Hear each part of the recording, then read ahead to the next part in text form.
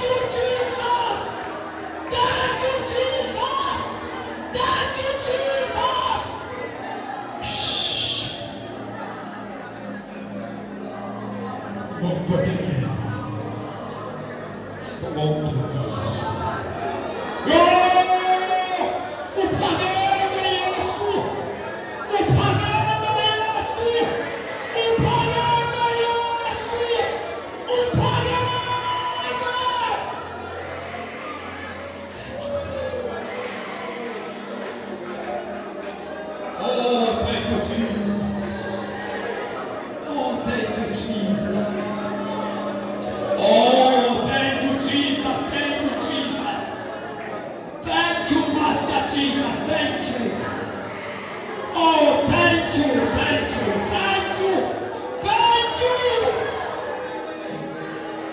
Oh, thank you. Thank you, Jesus.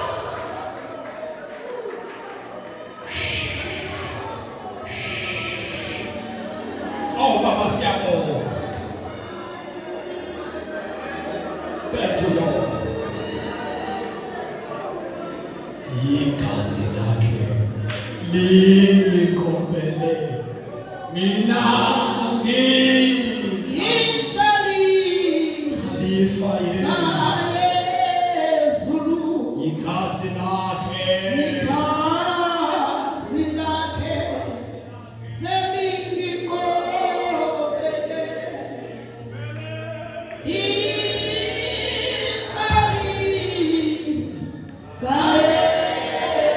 Zulu kazi lake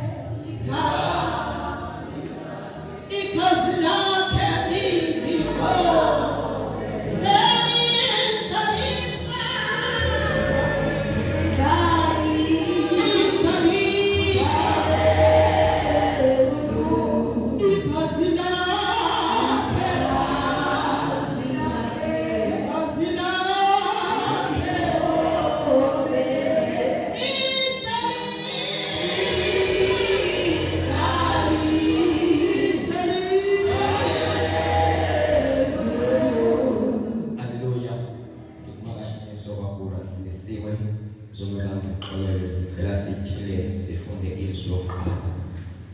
Luka 23 verse 34. Wathi ke uYesu bawo baxolele kuba abayazi into abayenzayo. Cela nje akubaba senze iscripture reference Corinthians chapter 2, 2 Corinthians chapter 5 verse 20. Ngoba ke sizizigigimi zikaKristu ngokungathi uThixo unibongoza ngathi ngenxa kaKristu siyacenga ibani nokholo loThixo. uYesu apha usemnqamlezweni. Haleluya. After sebethiwe washaya bamonqoza benza yonke into ehambeke ethwele umnqamlezo wakhe ngekho bani omncedisayo. Haleluya. Ngelixesha umqolo wakhe ulinyiwe kunamanqeba. Haleluya. Kodwa uYesu simva apha ethetha notatana esithi bawo baxolele ngokuba abayazi into abayenzayo. Umuzo woYesu kutheni uthetha namazwi ukuthi bawo baxolele kuba bayazi into abayenzayo. Abantu bafune wena. Izwi yami ukuthi bawo ukuze what I get to do ukuzifezekala. Yesu zothi lemhlabeni ngizofuna nokusindisa okulahlekileyo. Ngizoqala nabantu noThixo.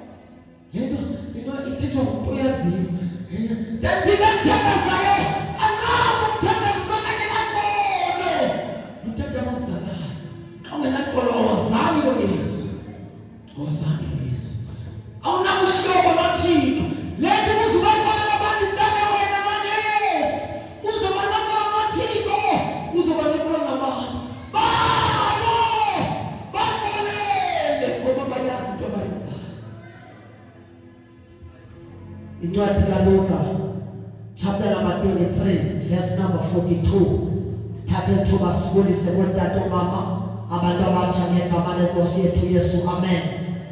Dibaba fulani ke sinisiwe qolo izono uYesu nami ndamamkela. Incwadi kaLuka chapter number 23 verse number 42. Wathi kuYesu, uze undikhumbule Nkosi xa uthe weza usebukumkaleni bakho. Verse 43. uYesu wathi kuye, imene ndithi kuye, namhlanje uyaba nami eparadesi. Apha uYesu ubekwe emnqamlezweni omthini wehlazo. Ngexesha emnqamlezweni ithi iBhayibhile ubekwe namadoda amabini. La madoda amabini ayazintswela moya. Wayebekwe nesigelekeka. Wayebekwe namadoda azi-criminal. Wayebekwe namadoda ngamasela. Wayebekwe namadoda anqanywe ejele. Wayebekwe namadoda anqanywe ziinkomiti zokuhlala naziinkosi zokuhlala. La madoda omabini yayingamadoda anqanywe nasezulwini zendawo. Kodwa le ndawo esifunda kuyo, uYesu yena ngematyala engena kwenkundla kaPilato wahlamba izandla uPilato. Kodwa uJesu wabekwa nala madoda amabini. Enye yamadoda yakhe yasuswa khona kuloo mthi ngoba isafuna izinto zelizwe.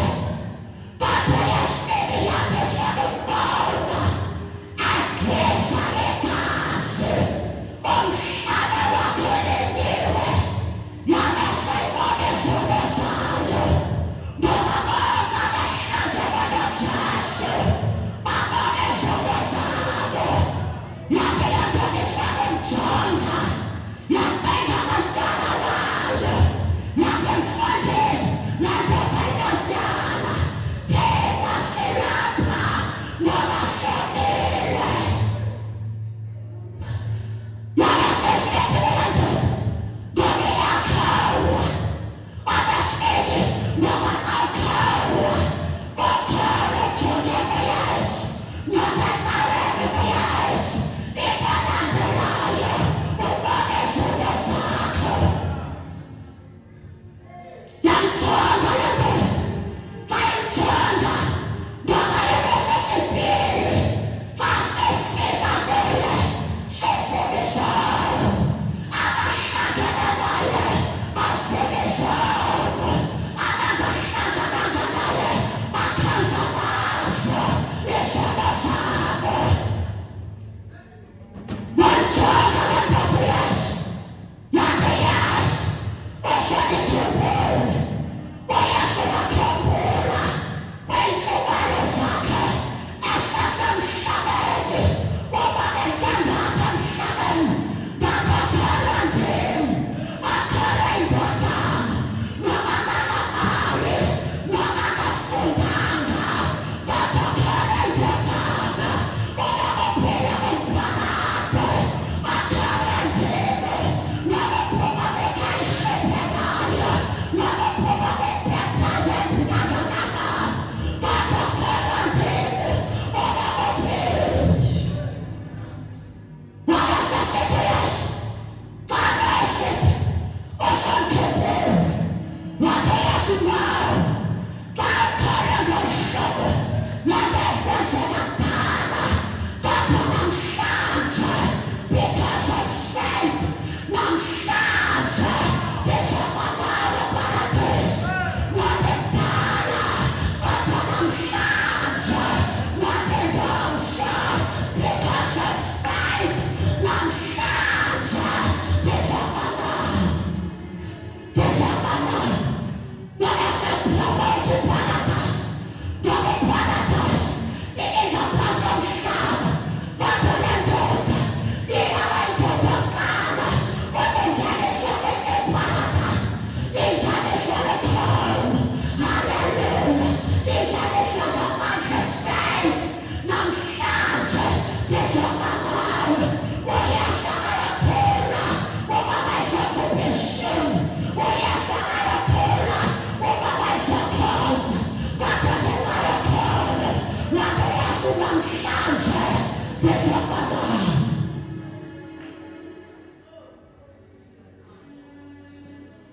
Sobana nawe dijonasa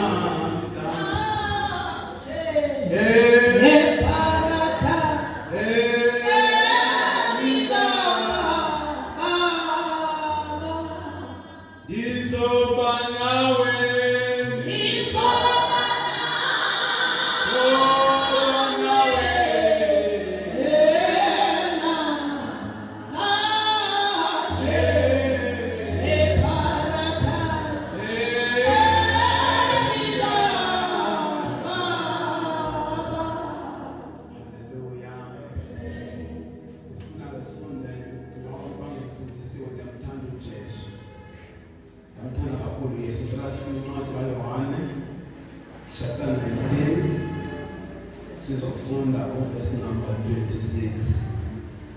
uYesu akumbona unina emi kunye nalo mfundi uYesu owayemthanda. Wathi kunina, mama, nanko unina wakho. uYesu akumbona unina emi kunye nalo mfundi uYesu owayemthanda. Wathetha lamazwi uYesu.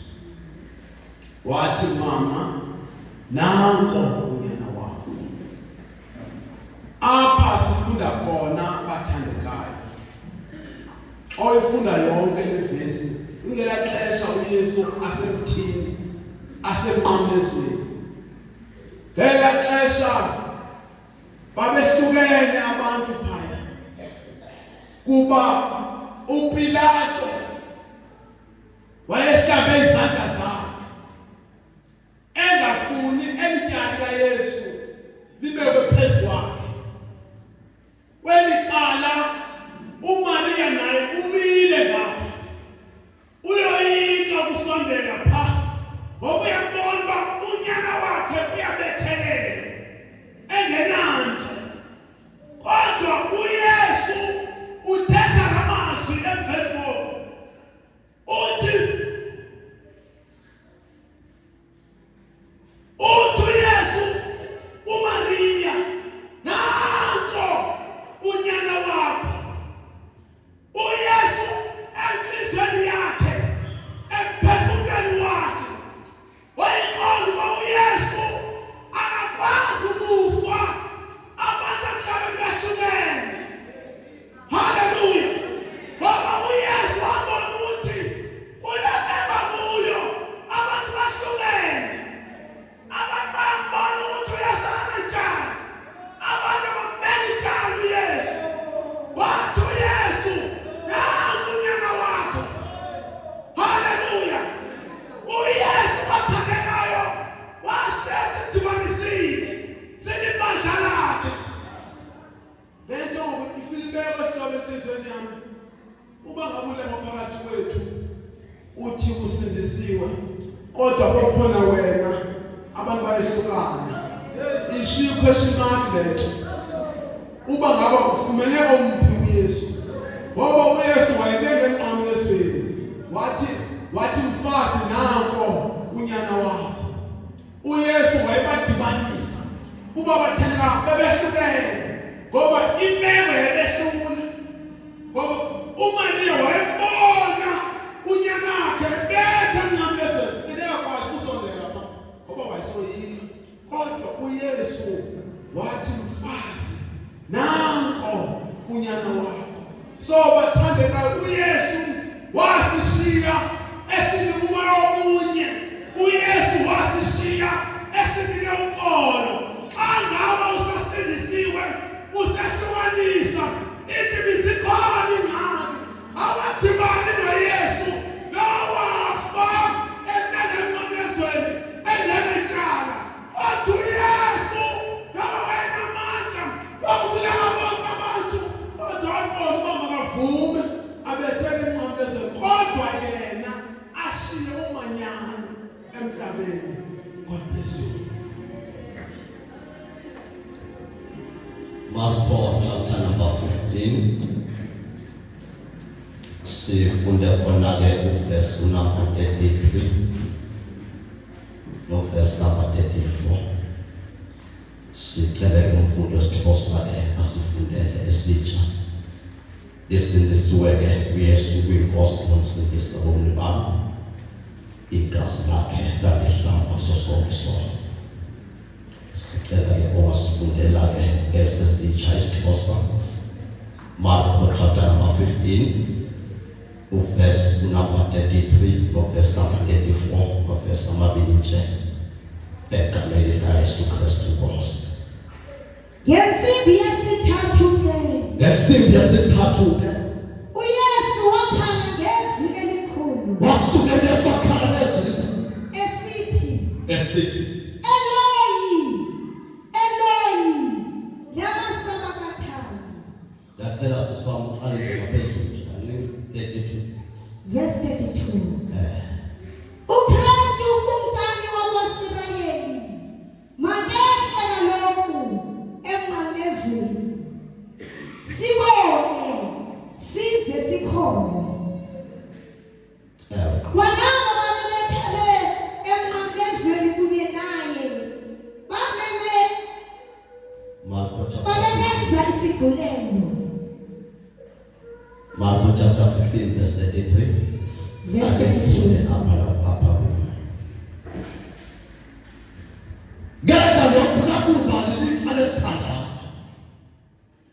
Kwehla umnyama phezu komhlaba wonke. Kodwa kweliqa lesithoba. Ngelo liqa lesithoba. Kodwa kuYesu ngezwi esithi Eloi, Eloi, lama sabachthani. Okuthi ngentethe zakala Thixo wami utishiyela mina. Uthi lo mbhali lesuku neliqa lesithandathu. Lathi langa lomphefumulo lihlele emnqamlezweni. Lasuke ilanga likhanyisa lomhlaba. Lakubuda phasi kwelanga lomphefumulo. Wonke umhlaba wehlele ubumnyama. Abasuthi nabamhlophe, abafundile nabafundanga, izilumko nesiyata, bonke abasiwayo nabasiwayo. Wonke umhlaba wehlele ubumnyama. Sabathi ilanga leprofeta lathi lo elimbethelayo uzawuthatha umnyama obuhlele ehliziyweni zabantu. Lasuka ilanga lakubuka lathi umhlaba umnyama, kodwa lona unamandla okususuka. Sabathi washakula Yesu ilanga lomphefumulo akumnyama awukhona. Lathi ilanga lifipha kanti uYesu sisuka. Wathi umhlaba kanti umkhathi wenhliziyo kuyafika. Wasuka wasu Yesu enza inhlungu yabantu abahlala emhlabeni. Enza inhlungu yabantu abakhululekayo. Enza inhlungu yabafundisi abashumayelayo. Kodwa umnyama buphakathi kwabo. Enza inhlungu babantu abahlala ethwaleni nabathekisela imisipha nabatshatuba nabo bahlala umnyameni. Kodwa uThixo bangenayo. Wathi Eloi, Eloi, lama sabachthani. Thixo wami utishiyela.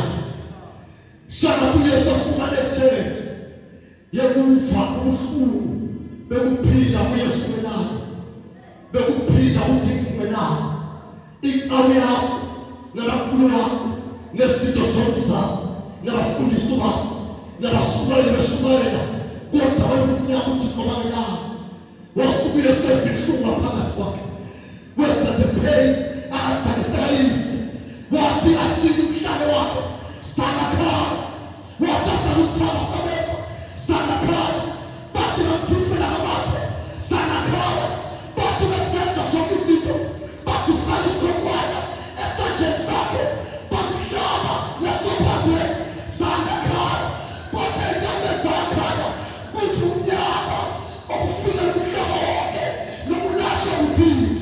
Wathi undishiye la. Shaka thina sethi nasemilitshe singasinde yodwa ukuthi lisho lofumana indawo yesukenayo. Ilisho lihlala emhlabeni imfundo nayo nesitho sokunaso kodwa umntana phezu kwakho.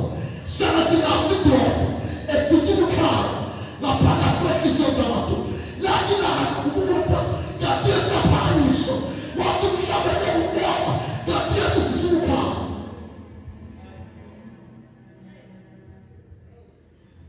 Ngisindisiwe ngumntwana kaNkulunkulu, izono zami zaxolelwa mhlawumbe uJesu.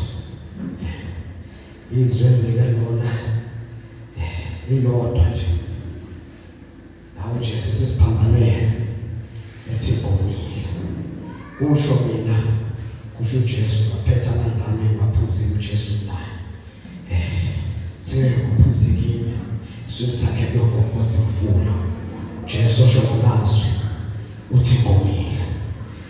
Lithi iBhayibheli uma sifunda bamthatha uJesu bakhuphuka naye baya kuPilato. Fika uPilato uyabuza ukuthi ngabe lo muntu wenzeni na.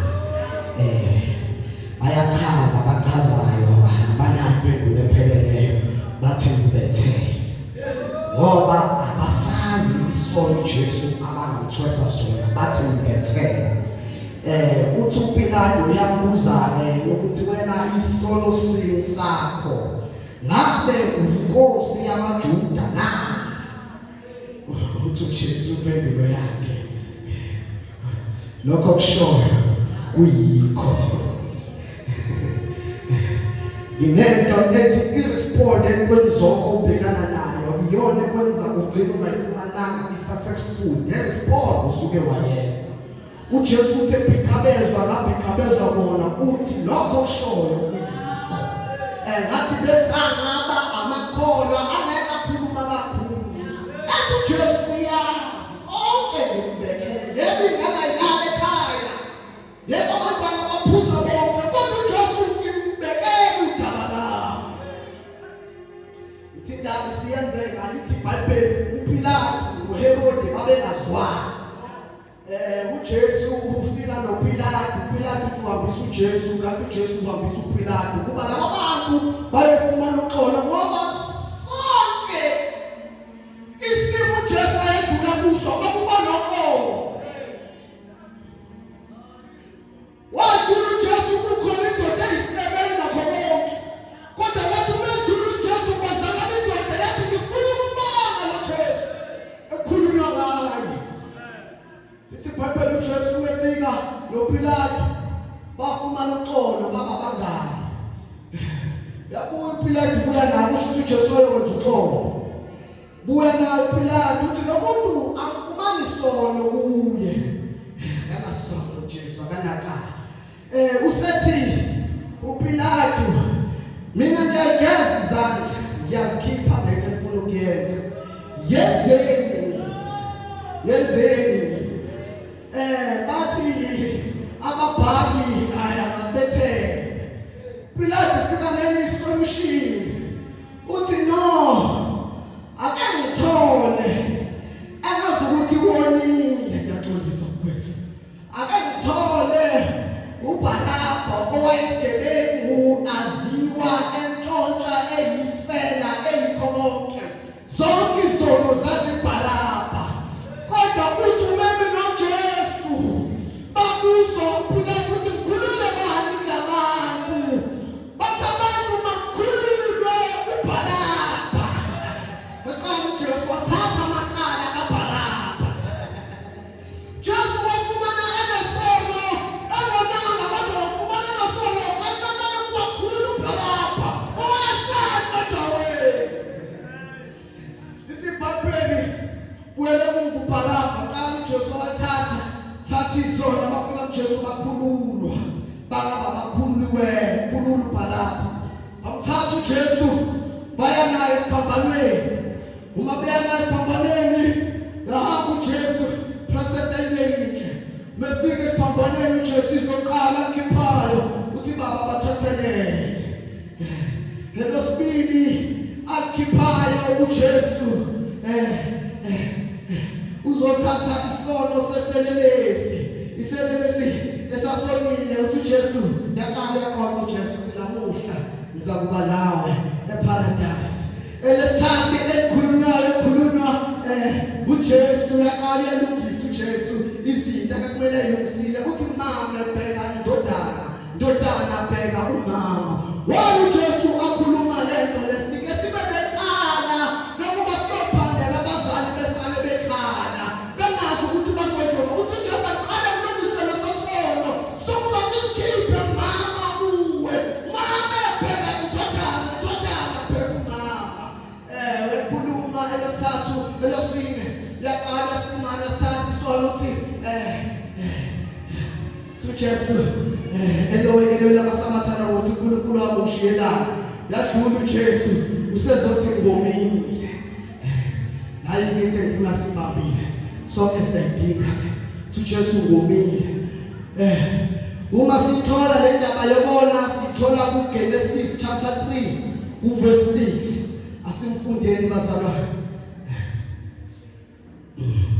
uthi wesifazane ebona ukuthi umuthi ulungele ukudliwa nokuthi uyabukeka emehlweni nokuthi umuthi unqanelekile waqala wavela negama lelomnqanelwa igama lomnqanelwa lisixhosa ngiyathanda ngizongizwa thina sithi ngomini wathi lo muthi unqanelekile kwaqala kwavela umnqanelekwa okusho ukuthi asiqali isono sisenze singabanga nokusinqanelwa ngizongizwa abantu besilisa bayishela intombi bengaqalanga babuka baqala babuke ebukeni bese vela umnqanyelwa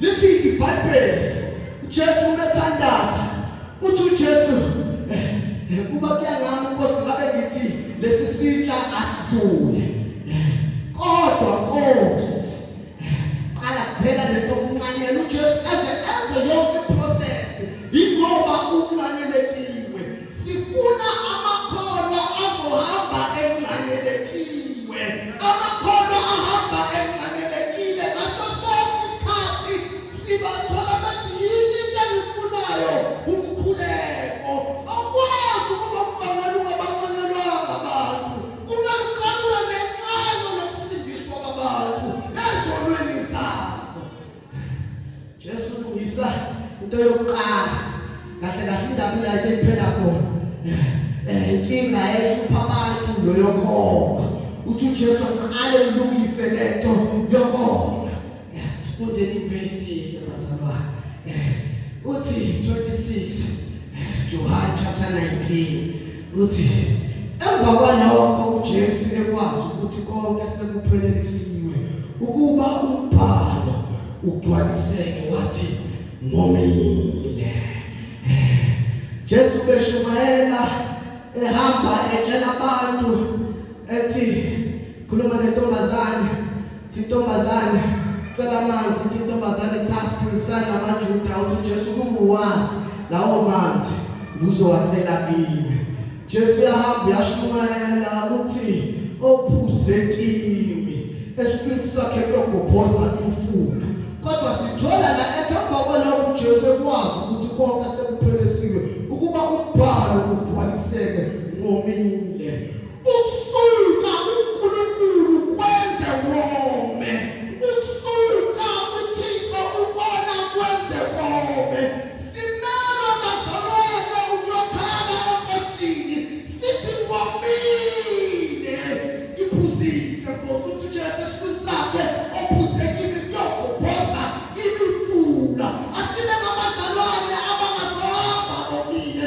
abazalwane abazokhala bethi ngomile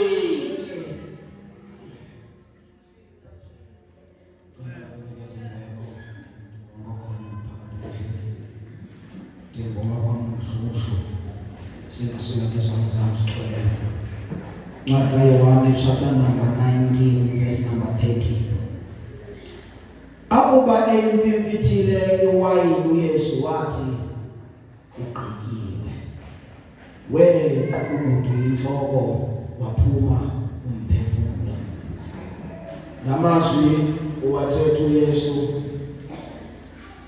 ndizibuza umbuzo wento ethi amandla lawo wathetha inokuwacholaphi ngoba iBhayibhile endiyifundayo ithi nangendlela wayebethwe ngayo uYesu uthi Isaya wayengasabonakali nokumuntu nokuyinkomo nokuyinkawu uthi Isaya xa ithetha ngaye even intsebe leyo engasachelwa ngemashini nesikele babeyixobula anazi izwi noba laliseliphuma ngomlomo noba laliseliphuma ngenxeba uthi xa ithethayo kugqityiwe ekubonakala into yoba wayeselunyamezelweni kodwa ziphele kuba amazwi lawona nje wathetha ngesizathu soba kwafeyila indoda yane edini ladla umthobongo ebekumele bedlele ithini wowo kumzekelo mncane lo mfundo wenza sokhala phansi cela undiphakamisele manje umuntu lo nguYesu onobomlo ngokuconnectwe embaneni mna ndandize emhlabeni ngithunywe nguBawo John chapter 6 nabe ndiphilile ngenxa enobawo yile nto ndizokuphila kuyo now umuntu uyasebenza ku-Old Testament oMoses baxazula amalwandle abomvu kodwa baconnectwanga ebomini o-Eliya bavala imvula for 3.5 years kodwa baconnectwanga ebomini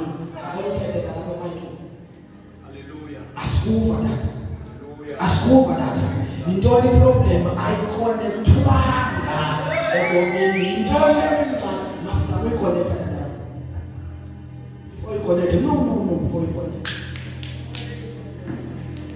andibekuzama umpostile kwanihlanjula ndataxingana ngokuthi kwethi nzibhatalo mike ntelifake uvalengalenga lethawa ayingeni ngokoboma kungeni kusavalwe lapho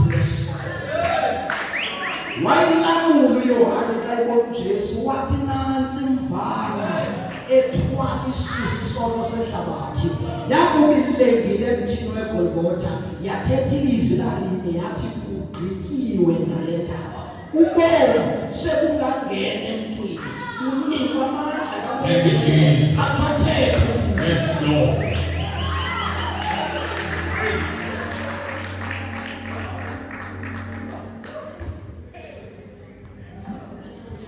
Mandikuliseka belika Yesu Kristu waseNazaretha igama lam ndikuthola ifani yam ndikwabateketa lisilisiwe uYesu uyenceda kakhulu impilo yam egameni likaYesu cela sifunde ilizwi lokugqibela incwadi kaLuka chapter number 23 siqala ukufunda verse number 44 siphele verse number 46 ngegama likaYesu. Thank you Lord.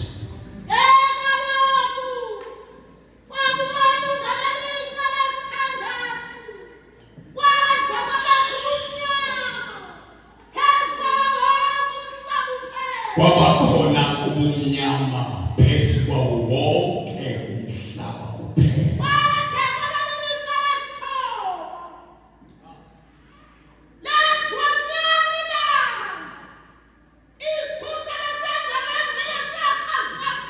Isikhuselo sendawo engcwele sazuka phakathi.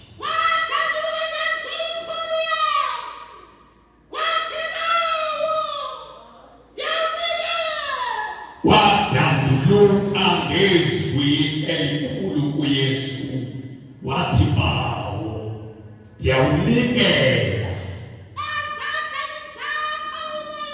ndiyawunikela ezandleni zakho umoya wami uthetha egqiba nje ukutsha umphefumlo wafumana ukuphuma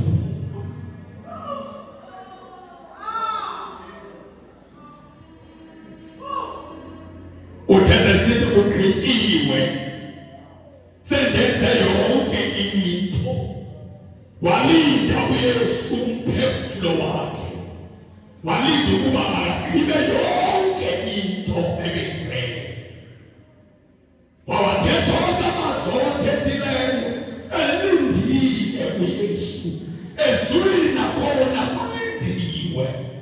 Ingelosi sijonge emhlabeni ukuba laa nto yasehlulayo, laa nto yasenza sakwazi ukukhwalifaya ukuba sehle semhlabeni nathi senzeka namhlanje.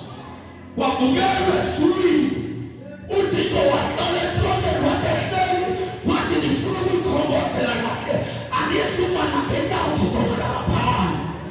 Wahlala phansi ngoba efuna ukunikela zonke izinto esandleni sonyana, kodwa akazikwazi ukumnika iwonga lakhe engawenzanga wonke umsebenzi ebewusenza.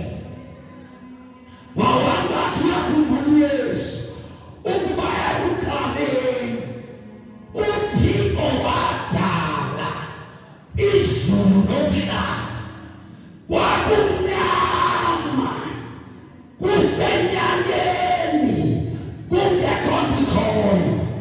Wathi uYesu xa egqiba yonke into wathi ndifuna ukuyibuyisela ingebonakalisi ndawo, ndifuna ukuyibuyisela ebumnyameni. Kanti ngexesha kwamnyama for 3 hours uYesu buyela kwiGenesis uyolanda wathamba wafayo efelwa ngumoya wakhe esentsimini, wahamba wayewuhlutha umoya wabuya walinda uYesu, watshunya umhlaba wonke. LiBhayibhile kwaba mnyama emhlabeni wonke, LiBhayibhile kwakumnyama emhlabeni. Kayagqiba nje ukuthatha umoya wakhe, kwaqala kwaqhekeka amadwala, kwathi indawo ibivalekile ngoba uAdam ebene-access yokuya kuThixo, kodwa isono savala. Ingakho uIsaya athi bubugwenya benu, athi izizono zenu ezisithelisa ubuso bami zakudonga. Waqheleza udonga lesono, mayeqina ukuqheleza wathi selingaya kwingwele yengwele ngoba abantu sebebuyele endaweni yokuma. uYesu wawenza wonke, mayeseqede konke wabheka ezulwini wathi bawo, now is the time, ixesha lifikile, umoya wami ngiwulandile. Lowa moya owawuthululela emaphaphini omuntu, lowa moya owawuthululela kuAdamu esizibhukuبhuku engakazi ukwenza nto, ngiwulandile. Bawo mawungahlala emhlabeni, mawungabhabhuli, mawungehlisenyuka uqadelwa ngamadimoni, uhlala uSathana, mawungehlisenyuka ubone izidunzela, ubone izibhozo ngomoya owawuthulele ebantwini. Mawungehlisenyuka ungena kwisangoma, utshintshwa usenziwa izinto zomhlaba. Wawulanda wathi bawo ngiwubuyisela endaweni, wabuyisela kuThixo. Ngiyawubuyisela kuwe umoya wami, ngiyawubuyisela, ngiwulandile, ngiyawubuyisela webantu basekhaya. Lixesha lokuba sibuyele kuye ngoba ubone bubuyisele kuye. Ungafi okude noThixo, ungafi ufele esonweni, ungafi ufele emanyaleni. uYesu wafeza konke, uYesu waphelelisa konke. Uthezekile wathi bawo esandleni sakho, bawo esandleni sakho. Ukhona umuntu esingamqinisa ubomi bethu, ukhona umuntu esingamnika ubomi bethu, ngoba masimnika bona siyophila kunaphakade. Webantu basekhaya bunzima bubomi kunobomi esiya kubo. Ikhona indawo elebraha, ikhona indawo ekumele sibuyisele ubomi bethu kuyo. uYesu wayikhomba lo ndawo. osezulwini bawo esandleni sakho ndiyawunikela umoya wakho uthi xa eseqhubile wagebisa ikhanda lakhe wagebisa ikhanda lakhe wagebisa ikhanda lakhe njengebe yonke into wagebisa ikhanda lakhe eseqoqa konke amayenyo amanqila amaphatha eselaphe konke wagebisa ikhanda lakhe esabalandile ebelapha eJerusalema ebalanda bemhlonela uThixo kodwa bephutile indlela ethaleleyo uThixo enza ngayo amalungisa abantu wathi sebabhoqile wagebisa inhlobo yakhe ungafi ungalifezanga icebo likaThixo ngobomi bakho ngegama likaYesu.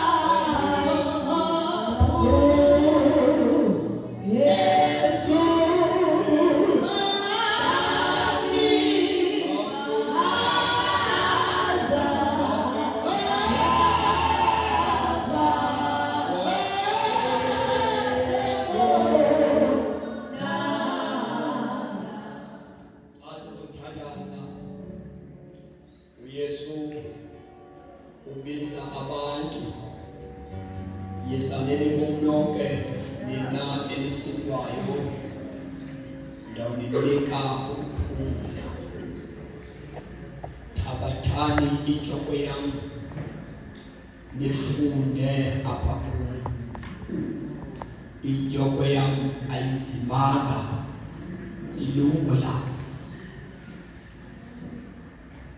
thetha nabo uYesu engekayinqamezeli nifunde apha kuyo thabathani injoko yam nifunde apha kuyo wabafundisa uYesu abantu ngoxolo bathi abafundi bakaYesu bambuza uba umxolela kangaphi umntu okona njalo wathetha uYesu uba kasixhenxe ukuphindaphindwe kwama-70 ngemini enye athi la madoda Nkosi songezele ukhona ngoba ngeke siyenze loo nto. uYesu akakabethelelwa thabathani injoko yam nifunde apha kum qale ngokufundisa upractically ngekamenzi. uYesu ufundise ukuba umuntu othe wazibona ukona kwakhe nokuba wenze ntoni na uyaxolelwa uThixo ngathi intsomi le xa ithetha uYesu. uYesu ufundise ngothando nenkathalo entabeni behleli intsuku ezintathu ebafundisa.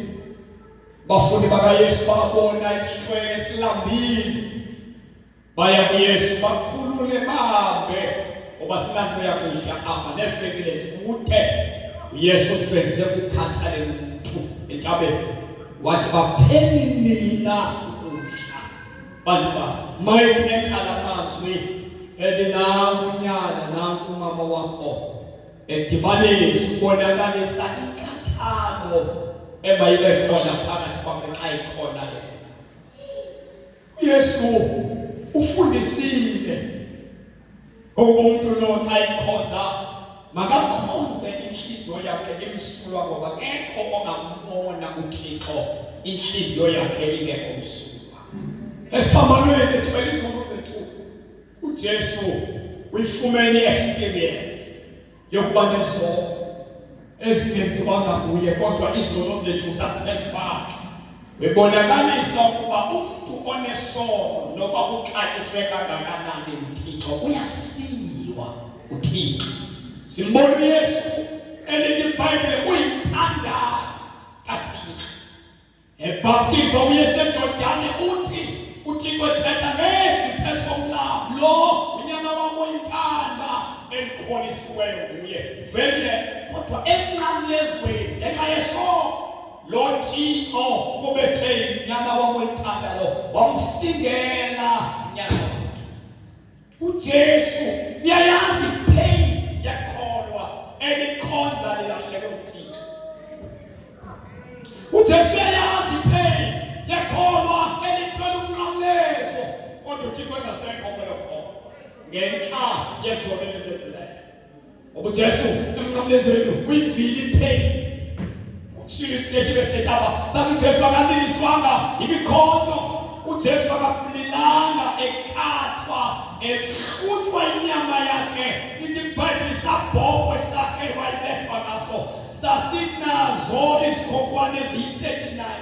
Wothi xa ibethwa kubulwe ngenyama yakhe, kodwa sikho isikhawu esake savakala kulobo buhlungu. Kodwa uJesu xa esemnqamlezweni siwe nguThixo, njengoba thina sikwazi ukukhonza noma sivanto nje. Wamemeza uJesu isekende ezimbalwa esiwe, isekende ezimbalwa awe esiwe, wakhala uYesu, wakhalela ukulahlwa nokushiywa lizuku. uJesu sifundisile makholwa xa sothandaza ibandla funeke libe ngabantu abomayo nabantu abanqanelweyo ukusindiswa kwabantu. Uma bazalwane bekhonza uNkulunkulu bengasenandaba nokusindiswa kwabantu, ingxaki ikhona kwelo bantu. Ngoba uJesu wafela imiphefumulo yabantu. Xa sothandaza uJesu bayithi ugqityiwe, wayikhuluma ukuthi yonke indaba ebesibotshelelwe kuyo, iziqalekiso zethu, ikhesi zethu, izono ebezisivimbela ukuthandaza uNkulunkulu, usehlula uYesu isono. Yamthanda uJesu, ukhuluma amazwi othi akekho noyedwa ongathatha obam ubomi, kodwa obam ubomi uzabunikela ngenxa yenu. That's why uJesu in the Bible, noba babengamshaya bembetha kwakungaphela unyaka bemshaya, kodwa babengeke babuthathe ubomi bakhe, ngoba ubomi bakhe bebuxhomekeke kuye ekuzinikeni. Yiyo le nto athi xa izabhubha awunikele ngokwakhe umphefumulo. uThixo ubengekabulawe ngabantu, uThixo ubengekakhutshi umphefumulo kumntu, kodwa wavuma ngoba yathi seyihlafukile inyama yakhe, seliphelile igazi emzimbeni. Aliphelanga igazi emzimbeni uYesu lithi iBhayibhile ethandaze Getsemane umbilo lo wakhe wathiya wakathi ngamathontsi egazi. Ngeke sibeke nyawo sothandaza. Lalela mzamam, indlela okhonza ngayo, indlela okhonza ngayo, vala amehlo wakho. Unyanzelekile xa usithi usindisiwe ube ngumntu oxolelayo. Nyanzelekile. It is not your choice ukuxolela. Unyanzelekile. Vala amehlo wakho. Nyanzelekile xa usindisiwe ube ngumntu othanda abantu. It's not your choice. Unyanzelekile. Nyanzelekile xa usithi usindisiwe uphile i-holiness. It is not your choice. Unyanzelekile. Vala amehlo wethu. If uthandaza nabantu abathi andimfuzanga uYesu kule into, andinaxolo, andinankathalo, zonke ezi zinto zibhalwe apha, ndifuna uzoguqukela libedlulayo. Vala amehlo wakho. Andimfuzanga uYesu apha. Ndicela bonke abantu abalapha endlini abangenaxolo empilweni wabo, abanaxolo nabantu,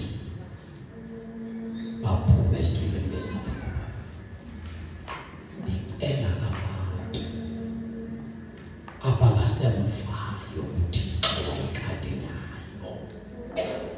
Abantu abasiwa uThixo basala nenkonzo baphume esithubeni bese apha.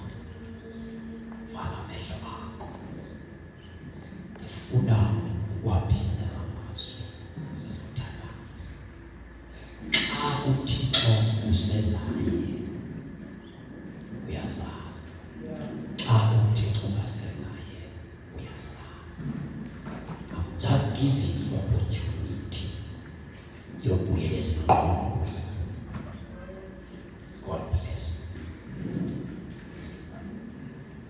Singazenzisa sibe ngathi siyaphila kodwa sifile. Umuntu okhostekayo onosengxakini oluzenzisa ngathi uyaphila kodwa ufile. Just come forward. Ayeka ufuna wena ipasi iyegqitha uzobuyela kulapho uyiyo before ipasi. Yolisa zenzele ithemba ngobayeka abantu ufunde lento kusenzela wena. Uzawubhubha ubhubhele ekufeni. Yolisa ndifuna uThixo ndinecawe ndinesavisi kodwa uThixo na andikonekthani kwanesiko phakamisa. Ayopasika yokuqala uyihla ube nje. Kodwa ngifuna ukucebisa into ethi mhlawumbe ingayokugqibela ukuphila singabi nawe unyaka ozayo. Mhlawumbe le ipasika kuwe yokugqibela asizuba nawe next year. Bakhona besinawo last year asinabo namhlanje. Nawe ndikula manje awunaso isiqinisekiso sokuba le pasika ikhona ezophinda uyitye na. Kodwa ndifuna uqiniseka le nto ithi unyanzelekile ubulungisa ubomi bakho usaphila. Yolizana zakho.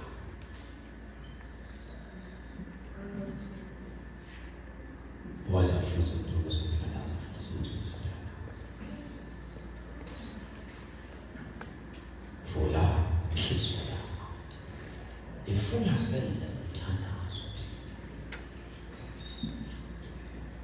Othi Nkosi Yesu. Ndiyakulela ukusifumana indawo endikuyo. Ndiza kuwe Nkosi. Ndiyakudinga. Ndinxanelwe wena. Ndincede. Namhlanje lokisa ubomi bakho ubunyusele phezulu. Ndiyazidanela izono zakho nokungaxoleli nokuma kwiindawo ezirongo. Namhlanje Nkosi ndihlambulule ndingcwalise uyisele ubomi bakho endaweni yokuba. Andifuni ukuphila nomhlanje ndingakufa. Andifuni ukuphila nomhlanje ngokuqhela. Ndincede Yesu uyisele ubukhona bakho empilweni yakho. Thandaza Lord. Bawo ongcwele Thixo wethu othandekayo, sivuma izono zethu asenzanga kakuhle. Nkosi yamakhosi hlamba thina. Phinda Nkosi uxolele egameni likaYesu Kristu. Nkulunkulu namandla onke asenzanga kakuhle. Nkulunkulu othandekayo sincede bawo singenise ubukanini bakho. Esi sigqibo sisenza apha Thixo namandla onke namhlanje masihlale thina kuso ukuze singoni kuwe. Awunamandla siyathandaza wena ohlamba uhlambulule sixoxe awona namhla onke uNkulunkulu othandekayo into ebesiyiyo siyalungisa namhlanje. Thixo wethu othandekayo siyabonga bawo sosincedile sisikelele Nkosi ezintweni zonke uYesu Kristu. Amen. Asivule umlomo sonke, uvule umlomo uthandaze bawethu wena siyabonga.